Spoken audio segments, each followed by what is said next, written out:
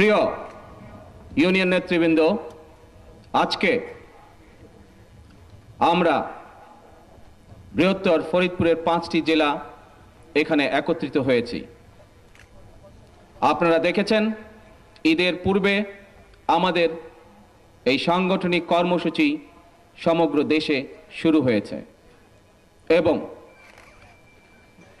সংগঠনের বিশেষ করে তৃণমূল পর্যায়ের একজন নেতা হিসাবে অবশ্যই আপনি বুঝতে পারছেন, আপনারা সকলে বুঝতে পারছেন যে এই অনুষ্ঠানটি বা কার্যক্রমটি আমাদের দলের জন্য অতীব গুরুত্বপূর্ণ এবং এর অন্যতম প্রধান কারণ হচ্ছে যে আমরা চাই সঠিকভাবে সুন্দরভাবে এদেশের মানুষ যেভাবে আশা করে সেইভাবে দেশ পরিচালনা করার জন্য আমাদের সরকার সেটাই চায় এবং সে কারণেই আমরা মনে করি যে যেহেতু আপনাদের দল সরকার পরিচালনা করছে, আপনারা যেহেতু সাধারণ মানুষের সাথে আপনাদের ওঠা বসা, সেই জন্যই আপনাদের মতামত অত্যন্ত গুরুত্বপূর্ণ এবং আজকে এখানে যে সকল বিষয় আলোচনা হবে, যে সকল বিষয় আপনারা পরামর্শ রাখবেন, আমরা আমাদের কেন্দ্রের মাধ্যমে আমরা দলের উচ্চ পর্যায়ে নেতৃবৃন্দকে অবহিত করার মাধ্যমে আমরা চেষ্টা করব সরকার যাতে করে সেই সকল ব্যবস্থাগুলো, সেই সকল বিষয়গুলো সম্পর্কে ব্যবস্থা গ্রহণ করতে পারে। নেতৃবৃন্দ, আমি এর আগের প্রত্যেকটি অনুষ্ঠানে আমার ইউনিয়ন পর্যায়ের নেতৃবৃন্দকে এক একটি বিশেষণের সাথে তুলনা করেছি, যা আমি ব্যক্তিগতভাবে বিশ্বাস করি। আজকে আপনাদের সকলের সামনে আরেকটি বিষয় আমি তুলে ধরতে চাই সংক্ষেপে আমার এই স্বাগত বক্তব্যে।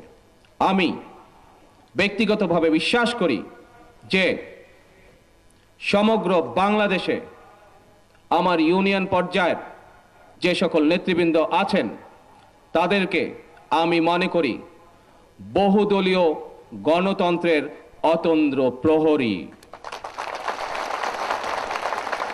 কারণ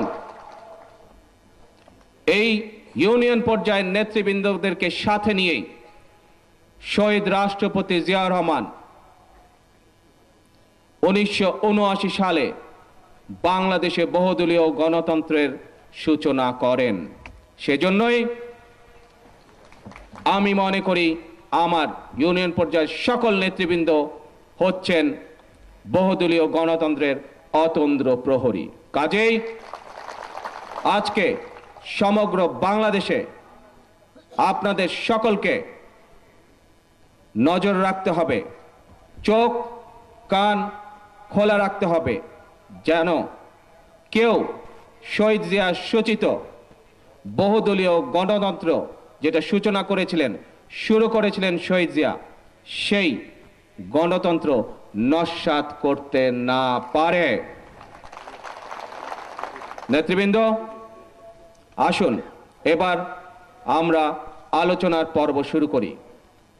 আমার অনুরোধ থাকবে যে আপনারা যারা যারা এখানে বক্তব্য রাখবেন তারা প্রত্যেকেই আপনাদের এলাকার কথা, আপনাদের রাজনীতির কথা, দলের কথা এবং বিশেষ করে যে বিষয়টি আমি উল্লেখ করেছি অর্থাৎ গণতন্ত্র, সে বিষয়ে এখানে বক্তব্য রাখবেন।